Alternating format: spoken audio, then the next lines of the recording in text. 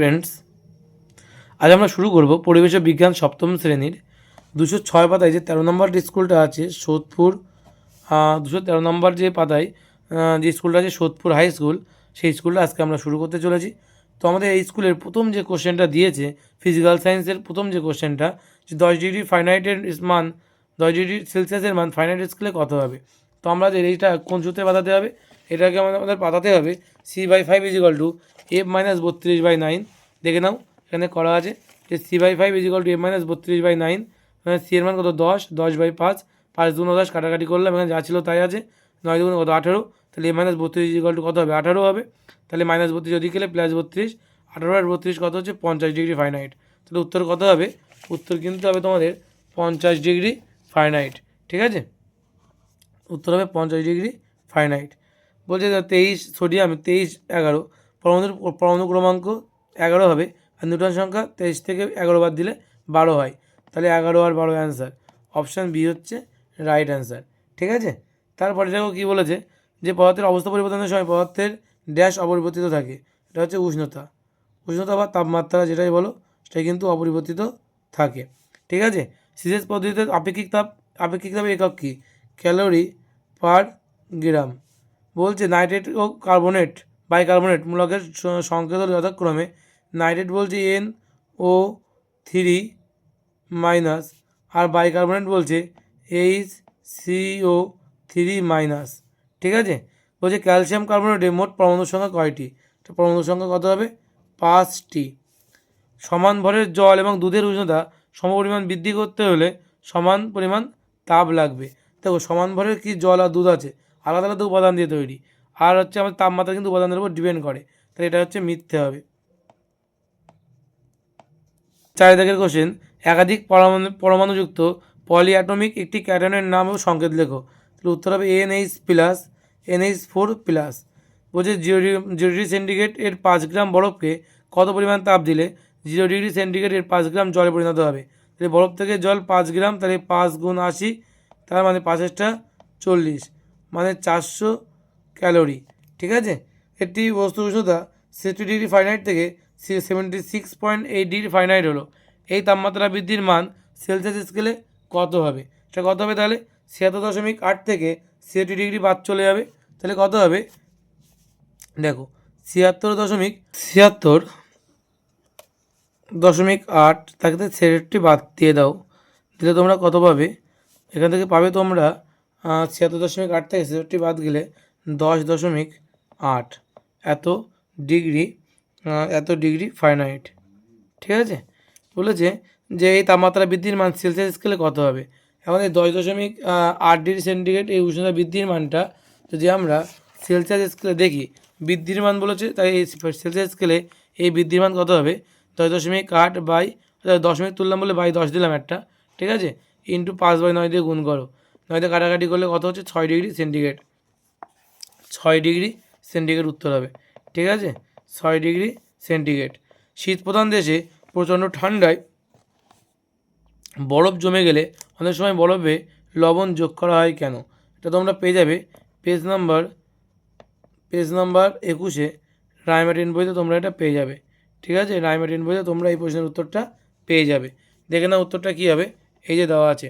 ঠিক আছে, যে শীত প্রধান দেশে প্রচণ্ড ঠান্ডায় রাস্তায় বরফ জমে গেলে অনেক সময় বরফকে লবণ যোগ করা হয় কেন। একে থেকে এখান থেকে এই পর্যন্ত কিন্তু পুরোটা কিন্তু লিখতে হবে।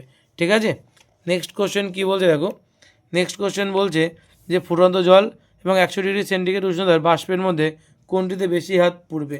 মনে রাখবে যে 100 ডিগ্রি সেন্টিগ্রেড উষ্ণতার বাষ্পে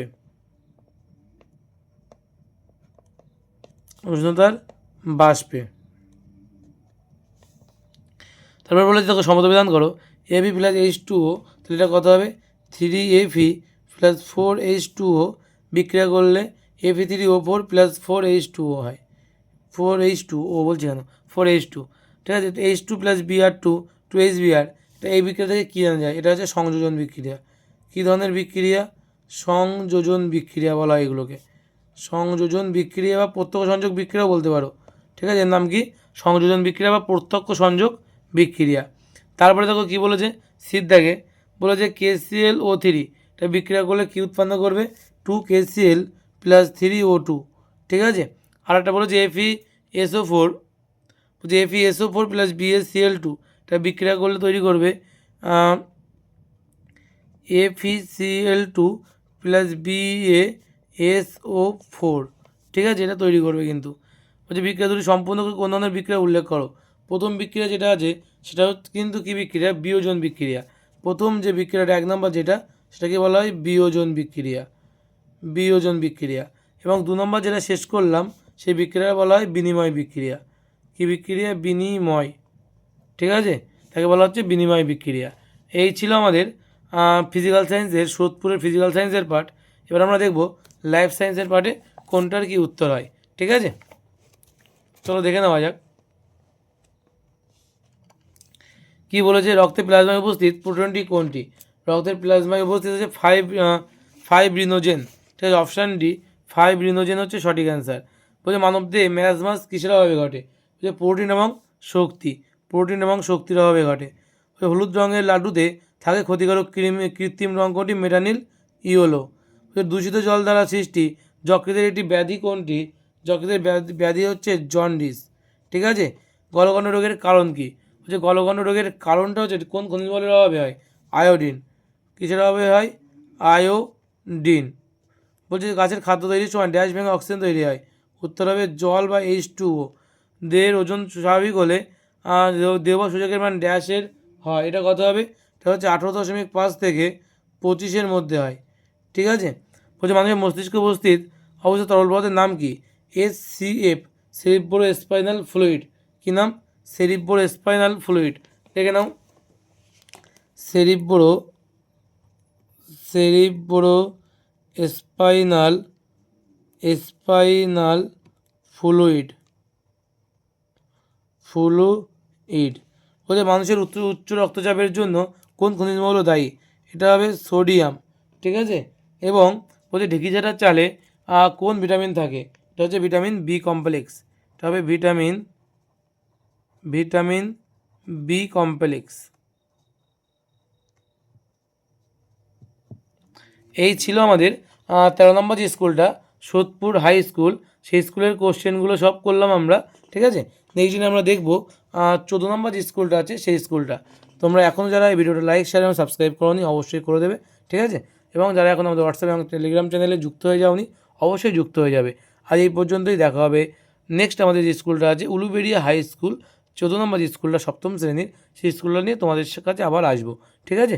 তো চলো আজ এই পর্যন্তই থাক, দেখা হবে পরের ভিডিওতে।